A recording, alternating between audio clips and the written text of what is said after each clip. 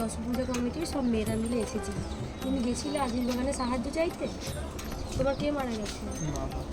আচ্ছা, আমরা পুজো করার পর কিছু টাকা বেঁচেছিল সামান্য, তো আমরা সেই টাকাটা নিজেদের কাছে রেখে তো কোনো কাজ নাই।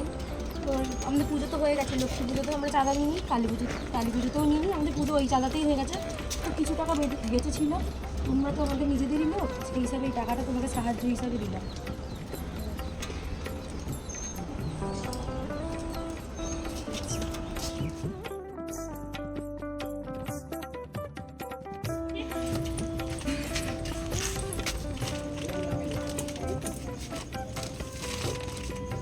বাইরে বেরো। এই যে আমাদের দশপূজা কমিটির তরফ থেকে, তুমি আমাদের অ্যাক্টিভ কমিটি মেম্বার, সামান্য